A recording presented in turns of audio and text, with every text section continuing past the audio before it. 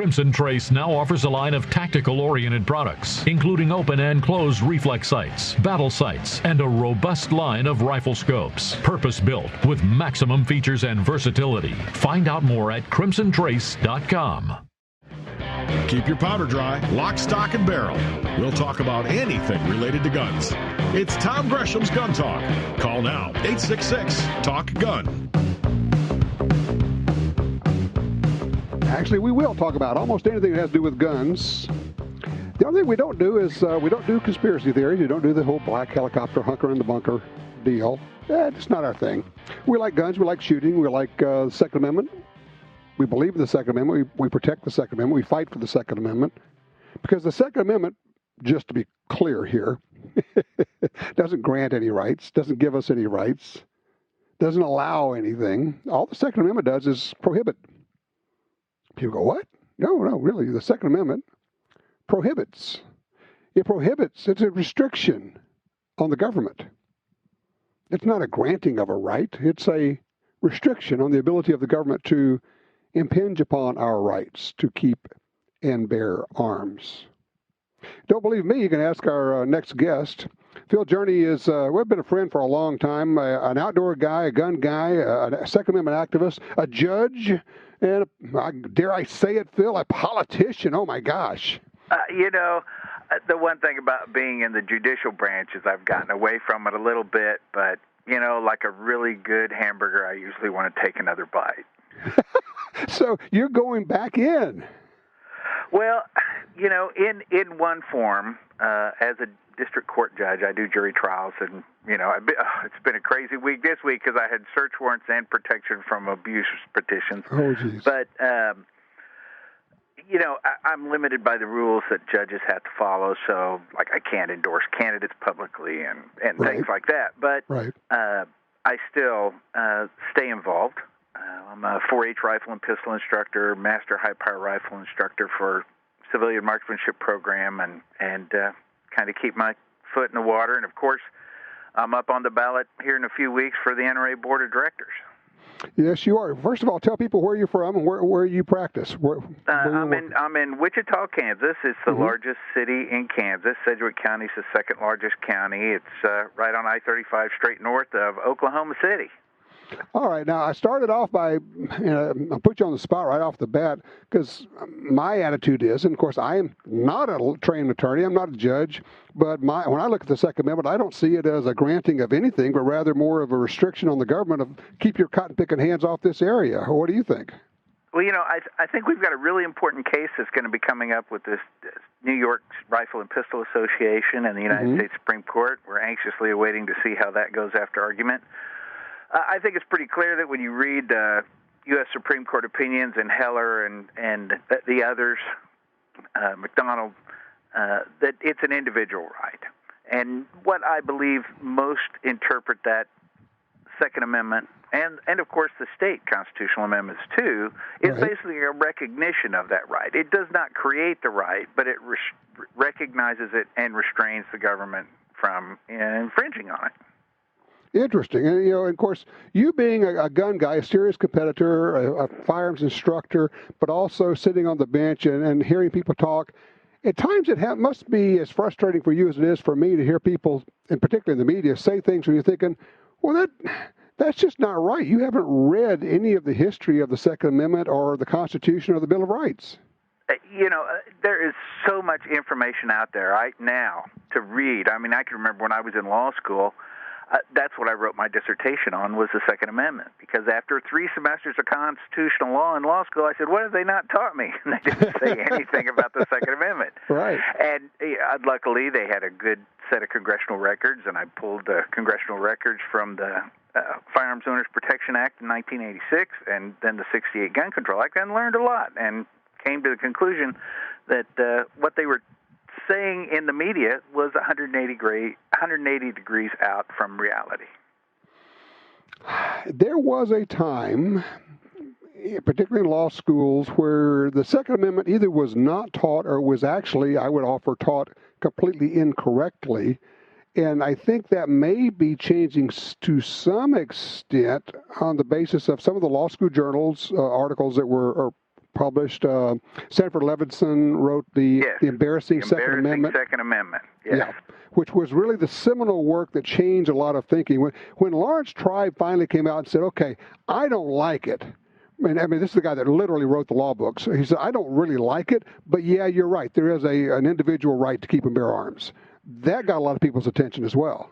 Well, we are all indebted to people like David Hardy and Mr. Coppell and, so many others that have spent effort and time to do the research and, bring these things to the forefront so that people understand the historical context of it. Exactly. So, all right. So people are thinking, wait a minute, did he just say he's going to run for the board, the NRA board? And I'm thinking, yeah, well, some people are slow learners because this is not your first rodeo with this, is it? No, I was on the board a little bit more than 20 years ago, and, that was like 1995, and they were in a lot of trouble back then. And after I went to Indianapolis, I said, oh, my gosh, they're in a lot of trouble now, too. So that's what really got me going, and I still have friends that are serving, and fortunately one of them was on the nominating committee and helped shepherd me through that process because it's so difficult now to get nominated by petition with the changes in the bylaws. Well, you and I stood there at Indianapolis while their meeting was going on, and we were ushered out. We couldn't be in the room because it was private. Members weren't allowed, yes, in the board meeting, they went into executive session. They went into executive session, and I've gravitated, I've moved. I used to not have real strong feelings. I now have very strong feelings about what's going on there and what needs to happen. And you may or may not be aware of my feelings on that, but I'm going to ask you. No, we had the same conversation at the Gun Rights Policy Conference. Yeah, we did. All right. You know where I am on this. Yes, and I know what I saw. I know what I've read. I know what I've heard. And, I'm going to continue to be very thoughtful about what is going on. There are real threats to the NRA's existence, particularly from the New York Attorney General. Wait. I want to make sure people understood what you just said, because I've been saying this for a year now. You just said there are threats to the NRA's existence, and I've been saying, look, we're not even sure the NRA is going to exist at the end of this thing. And that's just what you said. I've reviewed the New York not-for-profit code. Honestly, I can remember when NRA is incorporated in the state of New York and has been since 1871. And, I can remember reading the code when I was on the board 20-some years ago. And there's investigations now. The Attorney General, Ms. James, has campaigned on destroying the NRA as one of her campaign planks. And, she's moving forward with it. It does appear that there may be, we'll have to see what comes up in the discovery. Right now, they've issued subpoenas, and, the lawyers are duking that out, and I don't know how the judges are going to rule. But the New York courts have the statutory authority to remove officers or board members that they believe are not following the law, violating the law, and in fact could dissolve the association and put it into receivership. And a lot of that, and this is me talking, not you talking, okay? Fair enough. Yeah. A lot of this is because of the current leadership who, in a silly manner, is claiming, well, we didn't actually understand what was going on with our PR agency, Ackerman McQueen, for the last 20 years, and all of a sudden, and feigning outrage at what this group has been doing, when, of course, that has been basically the group that's been, in essence, behind the scenes running the NRA. And look, I've been there a long time. I used to work at the NRA way back when I was young, when Wayne LaPierre was young. And I have said publicly it's time for Wayne to leave, to go away, take his millions of dollars that he and his wife have made out of the organization. It may be too late. I don't know if it is, because, of course, as you say, the New York Attorney General's gunning for them. And I want to make sure people understand what you just said. It is possible they do have the power at the New York Attorney General's office to absolutely either destroy, end the NRA, or to actually put in their own people to run it, right? Well, the courts will make the final decision. The Attorney General would have to file a petition. Okay, gotcha. And then seek relief, and then, of course, it would be answered, and, it would go back and forth, and then the courts would rule. The court ultimately has the power, and I would presume that anything a trial court rules would be able to go up on appeal. So, we'll have to see where that goes. All right. So the obvious question I got to ask Phil Journey is, why should somebody vote for you for NRA board? What are you going to do that's different from what's been going on there? I served as a Kansas state senator for 5 years. I've been involved in politics and worked in over 100 campaigns. I'm now been a district court judge for over a decade. And, I think I will certainly carry on my own observation and investigation, and we'll see where it goes. All power rests with the board when it comes to the election of officers. I can't say that I've come to the same conclusion you have, but I know that right now, it should be all hands on deck. Well, I'm reading between the lines and hearing you parsing your words. You can't say that you've come to the same conclusion that I have. I'll take that at face value, okay? And I hope everybody's hearing what we're saying. Phil, what do people need to do if they want to vote for you? Well, in a few weeks, the ballot will be in your NRA rifleman or hunter or the political one. I forget. I get all three because everybody in my household's a life member. Right. And, there'll be a ballot there. And right now, because of resignations from current board members, there are normally 25 slots in a year. This year, there are 31. So there are 25 3-year slots, and then there's a handful of 2- and 1-year slots, depending on when the individual board members that resigned, when their terms expire. Right. And then, of course, there's the 76th board member who is always elected for a 1-year term at the annual meeting. So, and the annual meeting this year is in Nashville. Right. And so I would encourage people to get there, be a voting member, be involved. And I know a lot of people have turned their back on it. You can't do that. We need the NRA. We need a strong NRA. You can't do it. I go to lots of gun shows because I told my wife I'd get under 500 somehow. And anyway, if someone has concerns about a general donation to NRA, there are alternatives out there. For example, they can donate to the NRA Political Victory Fund, and that one is controlled by Federal Election Commission rules, and that can only go for candidate support, such as direct donations or in-kind spending, like the orange postcards we all get in our mailbox. Right. So there's lots of things people can still do, and I just cannot say this enough. We hear it every election cycle that this is the most important one. Well, by golly, this one really is. There's a significant chance Republicans are going to lose control of the Senate. I can remember when I got in politics back in the 80s, there were good Democrats out there, pro-gun, conservative, and they have pretty much been ostracized. Well, they've been run over. And they don't, even if they come in, they're told what to do, or they will be sidelined to the point where they become ineffective. They just don't have that choice. Phil Journey, thank you. I wish you luck with it. I know kind of where your heart is. I know you're a good man, and I hope it works out for you, sir. And let us know how we can help. Hey, let's go do some shooting, okay? All right, we'll go do that. Sounds good. You take care. All right, open lines now. 866-TALK-GUN will get you in here. I'm Tom Gresham. What you been shooting? Have you bought anything? Or did you get a gun for Christmas, New Year's, anything else? Did you treat yourself? Love to know about that. Again, 866-TALK-GUN. This is Gun Talk.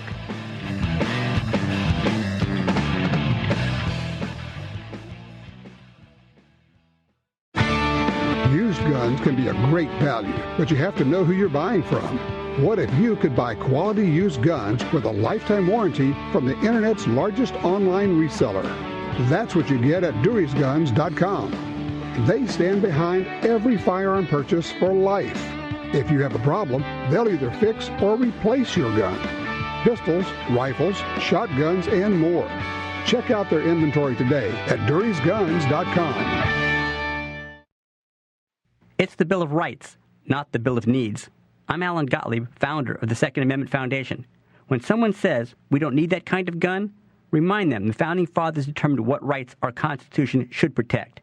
There's a world of difference between rights and needs. It is not the function of government to tell us what we need or what we don't. Certainly no one needs an assault rifle or a Saturday Night Special, or for that matter, no one needs a Corvette with a high-capacity horsepower engine capable of speeds to 150 miles per hour. but in the hands of honest, responsible individuals, we have the right of choice. We have the right to read books others don't like. We have the right to listen to any radio program we choose. We have the right to dress the way we want to. We also have the right to own firearms of our choice.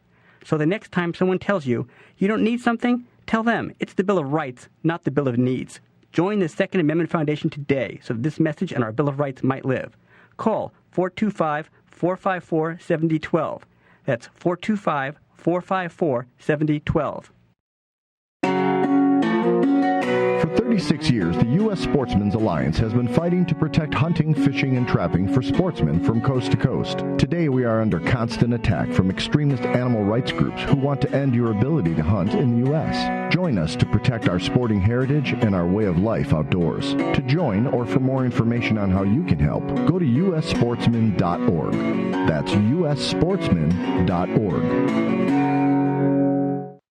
Since 1994, Crimson Trace has defined and built the laser sighting category through design, innovation, and performance. With an obsession to create best-in-class electro-optics, Crimson Trace now offers a full line of lasers, lights, reflex sights, red dot sights, and rifle scopes for tactical and sport applications. Most Crimson Trace products include free batteries for life, and all scopes are backed by a lifetime warranty. Find yours at your local dealer or at crimsontrace.com. All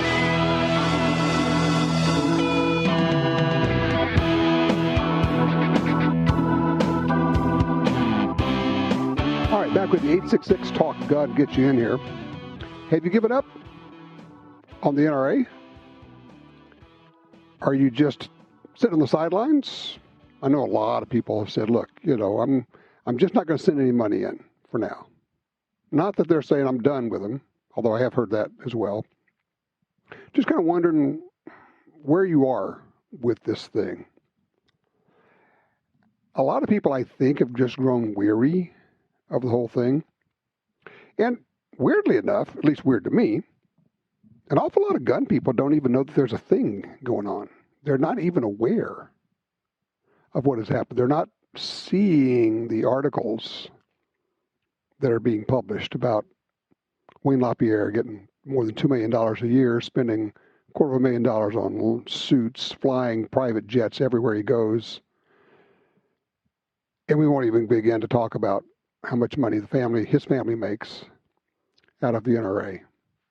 And of course, there's also the whole how many board members are making money directly from the NRA. And if you are making money from the NRA, a lot of money from the NRA, would you be less inclined as a board member to vote against LaPierre, to vote him out, to perhaps lose your stream of funding? I don't know. I mean, it's actually hard for me to say that because some of the board members are good friends of mine, people I've known a long time, I've shot with, I've shared meals with. And some of them are also people who have financial connections. Where are you with this? First of all, are you aware of it? Have you heard about all of this? If not, I'd love to know that. But also, where do you end up with this controversy? What's going on there in your head? I have said a long time, you can support the Second Amendment Foundation. It's a group that I support. I am on the board of SAF. Actually, weirdly enough, I don't know how it happened. Somehow I ended up on the board of 3 different groups. No, not the NRA. National Shooting Sports Foundation, Knife Rights, and the Second Amendment Foundation. All good groups. Yeah, we pay our own way. Board members do. It's a different way of operation, I guess. Interesting. I'm not a real big joiner, but I just joined a group, I guess you could say join, on Facebook. It's a revolver group. And what's interesting is the makeup of it. A lot of people who I know their names, gun writers, people you know as being 1911 people or Glock people or semi-automatic self-defense people. And they all have a love of revolvers, and they're posting pictures of their revolvers, everything from new stuff to old guns and things that they've had either refurbished or they've had for a long time. I'm not sure And I don't know if this is one of those deals where I am talking myself into it or if it's real and it's actually out there. But I think I see a renewed interest in, if you will, old-style firearms, lever-action rifles, and revolvers being both double-action and single-action. I think I see that. And I guess I'm kind of looking for confirmation of what I think I see, or maybe if you think, no, Tom, you're imagining this because you're just an old dude. That's okay. Well, first of all, yes, I am an old dude. And okay, we'll go with that. And then, yeah, I like these old guns, and that's kind of cool. And yeah, they speak a little bit to my past and what I learned to shoot with, and et cetera, et cetera. But still, I think there's still a thing out there, okay? I really do. Line 4, let's go talk to Jim in Nebraska. Hey, Jim, you're on the line. What's your take on NRA? Well, first I want to thank you for the gentleman you had, Mr. Dury. I wanted to thank you for what he had to say. I'm going to get the NRA magazine, the American Rifleman. It's going to have my ballot in there. But how in the world do I know what those people stand for, what they're going to do? You know, it's a great question because they get to put a little something about their bio and what they've done and where they are with this. If you have people who are, you know what, a lot of times you can find these folks on Facebook or on the internet. They are somewhat public figures, folks who are running for the NRA board. Go on there and ask them. Just point blank, hey, what's your plan? What do you think of this mess? What are you going to do when you get in there? Are you going to be another person just supporting Wayne because it's Wayne and he basically gets to decide who's on the board to some extent? Or are you going to be independent? I think putting people on the spot before they get in is fair. There's nothing wrong with that. So I hate to put it back in your lap, but I'm going to put it back in your lap. It's up to us to go find out. I don't know of any other central place where you can find out that information. Just kind of my thoughts on that. If you know a place, let me know where you can go and find out more about the candidates. I'd love to know that. 866-TALK-GUN. I'm Tom Gresham. When we come back, we'll talk about your guns, my guns, and all those guns that we wish we had.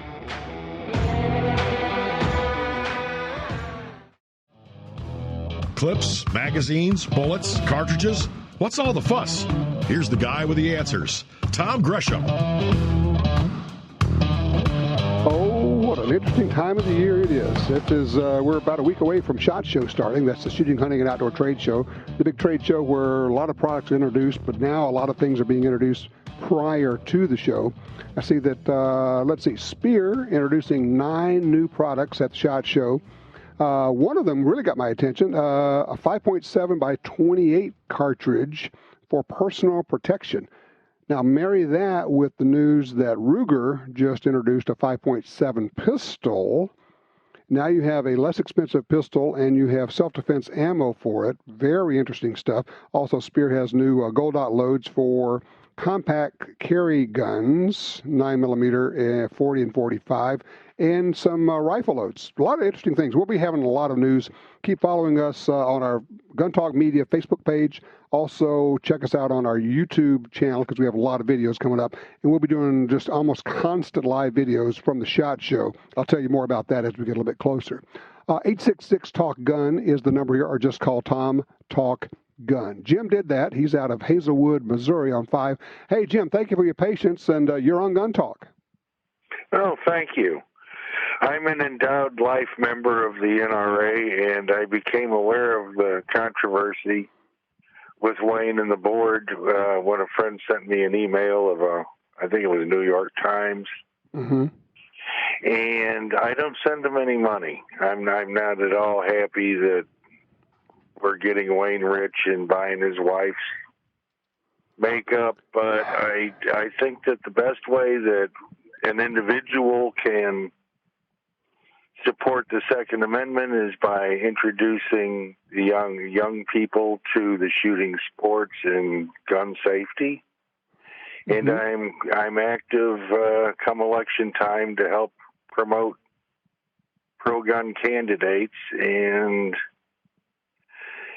would really be first on my list if I'm a voting member when we elect the board members, that if someone said, hey, I'll do this for nothing, which I kind of assumed they were doing anyway, I realized that I think a lot of us assume that. And, I understand where they might say, okay, well, I need my expenses covered to get to the meetings. Okay.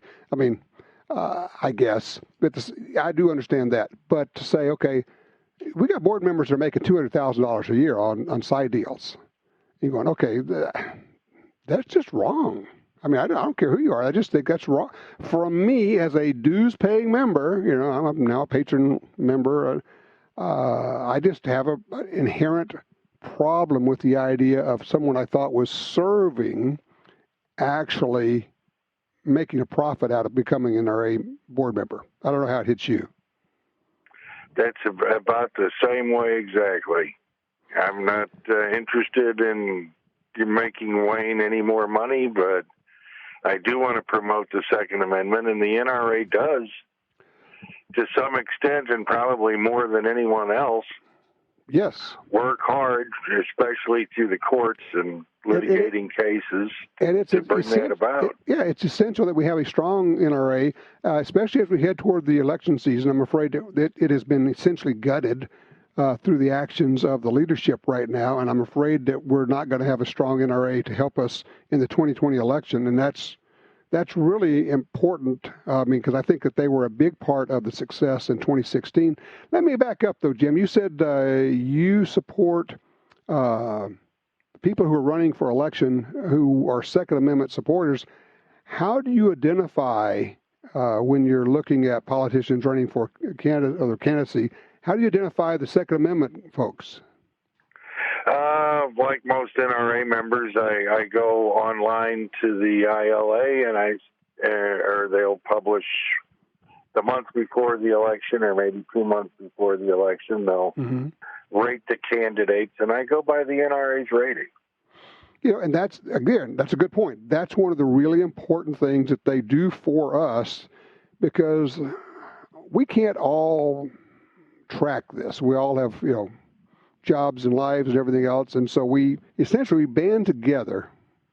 At its core, the NRA is millions of people banding together to pay people to watch this for us and to take our interests to Congress and to places so that we can seek redress, we can petition our government, we can be better informed, and we can make informed votes. I mean, that's a lot of the value I think we get out of the NRA, and I want it to continue.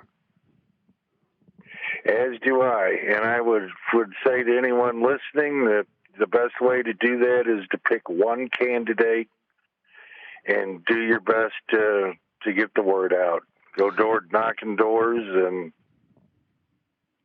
and show up at the polls with some, for lack of a better word, propaganda, and hand out the sheets when they're going in. Yeah, know what the laws are. Yes, how close you can be to a polling place. But yes, volunteering, going door to door, manning the phones, helping candidates. But the other part of it is, and I would throw this out, Jim, I know you know this, is when you're talking to a candidate, if they say, well, I support the Second Amendment, and then they start saying, but we ought to have these reasonable controls, at that point, you're talking to somebody who actually doesn't support the Second Amendment, right? Yep, and that's not the one you want to pick. Nope, exactly right. Well, look, let me just say this. Thank you for what you're doing. And you didn't just give up on the Second Amendment. You're staying involved. You're pulling your money out of the NRA, but, you can also put it into their political victory fund. You can donate to the ILA. You could do things like that, which doesn't go to the NRA General Fund, although, unfortunately, it appears, I am told, that General Fund has been raiding ILA funds. For those who don't know, if you haven't been following this, you need to just start getting your a Google account, go in and have them pull. They do basically a clipping service, if you will, call them Google Alerts. Put NRA in there, and you'll start seeing all the articles. And yes, I know, and Jim, thank you for your call. I know people say, well, that's in the New York Times, or that's in the Washington Post. Okay, yes, I understand that. But in these cases, at least what I'm seeing there is being validated, is being backed up by what I know from people who are in the know. It's an ugly piece of business. It's a bad time for us. And everybody in the gun rights community wants the NRA to be stronger, to come out of this strong, and we're all just trying to figure out how to make that happen. I have my ideas, other people have their ideas, but nobody who's a Second Amendment supporter wants the NRA to go down. That would be suicidal from a Second Amendment standpoint. 866 Talk Gun. We are open lines. 22 rimfires. How many? How many do you have? Oh my gosh. It may take you a while to count. 866 Talk Gun.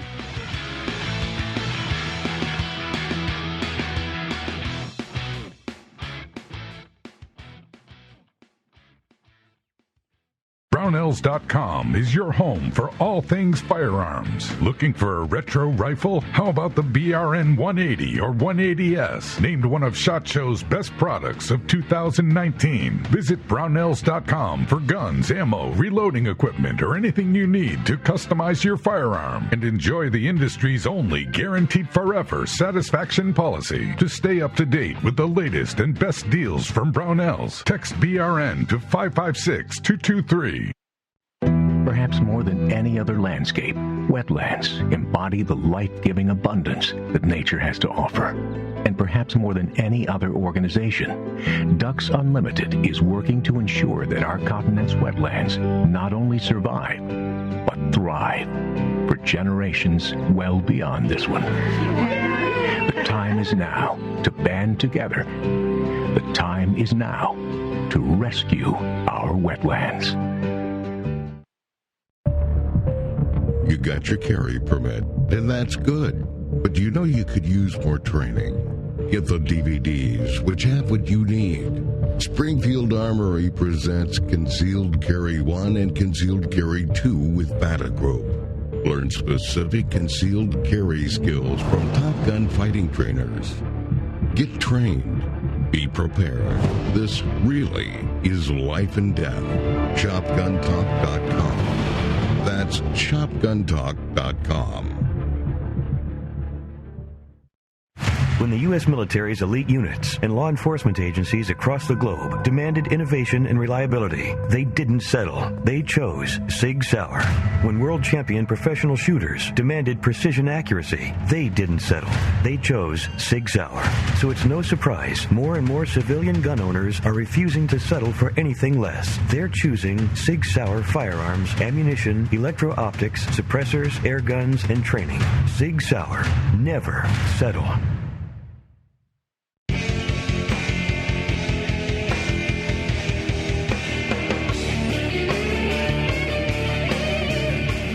All right, back with you. 866 Talk Gun gets you in here. Janelle has called in from Medford, Oregon with a question or a comment. I'm not sure which. Hey, Janelle, thanks for calling. Oh, thank you. Well, it's a question. Okay. So I was always under the impression that AR stood for automatic rifle or semi-automatic rifle. Mm-hmm. And it was the mainstream media that changed it to assault rifle. Okay. So okay. Well, I was listening to the commercial today for the Second Amendment Foundation, and the guy that was doing the commercial was explaining how we don't want the government telling us what kind of guns we can own and right. the other. But when he said we don't want the government telling us we can't own assault rifles, I know. I actually need to get him to change that because, okay, would it help if I went over kind of the whole what is an AR and what are the different kinds of rifles we're talking about and kind of give you the baseline? Yes, it would, okay. Because I correct people when they start calling them assault rifles. And I say, no. They're not assault rifles. They're semi-automatic or automatic. And I want to know if I'm wrong. No, you're right. Okay, here's the deal. First of all, let's start off with the designation for the rifle, AR-15. The AR does not mean assault rifle. It does not mean automatic rifle. It stands for Armalite Rifle, which was the company that created the firearm. Oh. So okay. AR stands for Armalite Rifle, the company that created this particular rifle originally. Okay. All right, so that's the AR. So we can put that aside. Now, semi-automatic, full automatic, assault rifle, assault weapon, military style, blah, blah, blah. Semi-automatic, you know that is just a gun that goes off one time with each pull of the trigger. You pull the trigger, it goes bang one time. Right. Full automatic will keep firing as long as you hold the trigger back until it runs out of ammo. That is also known as a machine gun. That's fully automatic. Okay. About 35 years ago, one of the people in the gun control movement said, hey, most people don't know the difference between semi-auto and full auto. And we could take advantage of that by the confusion, and we can convince the public that these semi-automatic rifles that people have been using for 100 years, literally 100 years, are military guns that are full auto. They're machine guns, and they set out to do that. And with the help of a media who fakes video, I've caught CNN twice faking video on this, and trying to convince people that the guns that are banned under the so-called assault weapon bans are full auto, then, and I'll tell you, you probably have run into this, I'm sure, as you'll talk to people, they'll say, well, those assault weapons, and they're thinking machine gun. When in truth, it's actually just a regular old auto-loading rifle that actually functions exactly the same way that President Teddy Roosevelt's rifles did. We've been using these for literally 100 years. There's nothing special or terrible about them. But the media has really helped convince the public that these are military guns. They're not. That they're machine guns. They're not. Or even that they're used in a lot of crimes, which they're not. More people are actually killed with fists and feet than people killed with these rifles. So, it's it's frustrating to try to start explaining this stuff. Right, it is. And that's why I got confused when I listened to that commercial today. And I was thinking, why is he using the term assault rifle? I am glad you mentioned that. I'm going to pull that. It's a public service spot. I'm going to pull that until we can get it. Read it. We didn't record that. And every time I hear it, I just kind of cringe and go, oh. I know. That's what I did. That's not right. No. So I'm glad you mentioned it. We're going to pull that spot until we can get it re-recorded and get it recorded correctly. It's just one of those that, and I put it on me. I should have taken care of that, and I didn't. But, Janelle, because you didn't shrug, you were a good Truth Squad member and said, okay, I'm not going to put up with this anymore. I'm going to call Tom on it, by golly. Okay, well, good. Thank you. Because then I started getting confused myself. I'm like, well, wait a minute. Tom doesn't call those. Yeah, no, you were exactly right. You were solid on it, and we screwed up on that. And I just kept meaning to do something about it, and I haven't. And it's like, okay, get off your rear end, Gresham, and get something done here. So thank you. I just want to thank you for making me do what I needed to do, okay? No problem. Thank you, Tom. All right. I appreciate that. Let's see here. Tell you what, Kirk, don't go anywhere. We're going to have to take a break here. When we come back, you're going to be first in line, okay, Kirk, in Arkansas. We'll do that. In the meantime, thought for you here. Have you run into problems trying to explain what semi-automatic rifles are?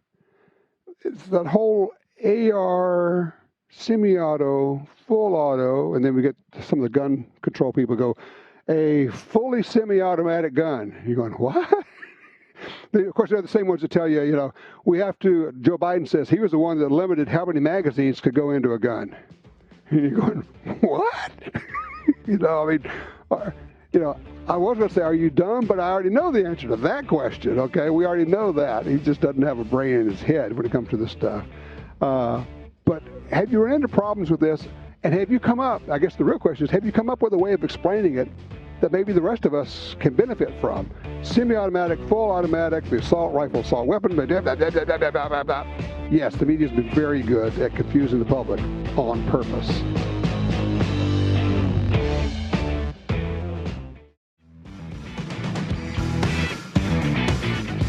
All right, back with the 866 Talk Gun. Kirk's with us out of Arkansas, line 1. Hey, Kirk, what's on your mind, sir? Hey, Tom. Good afternoon. Quick comment and then a question. Sure. Just got back from Jackson Hole, Wyoming, and old enough. I remember a show called The American Sportsman, and every time I'm in Jackson, I think about Kurt Gowdy and a guy named Grits Gresham. I love Jackson. That's a great town. Just beautiful area. I mean, the Tetons are unbelievable, aren't they? Well, that was a great old show, and your father appeared on that intermittently. I'm sure you're aware of that back in the day. Oh, you bet. Hey, Tom, I've got mixed emotions, and I'm really not sure what the right question. And I heard you talk about look into it for yourself. Investigate, ask your own questions, and figure it out. But I've still got a question, because with the NRA, I feel like you still miss the big boy in the room. You want them to be efficient and do things properly. But so far this year, I'm contributing to Gun Owners of America and the Firearms Policy Foundation. I was interested in your opinion of those groups, if you're willing to give it. Sure. Look, I've never been bashful. I am not a fan of GOA. I'm sorry, I'm just not. In my experience to date, what I've seen them do is send out mailers to get money. That's it. That's all I've ever seen them do. How about the Firearms Policy Foundation? That's a better group. That's a newer group. That's the one out based in California. And they're doing some really interesting stuff.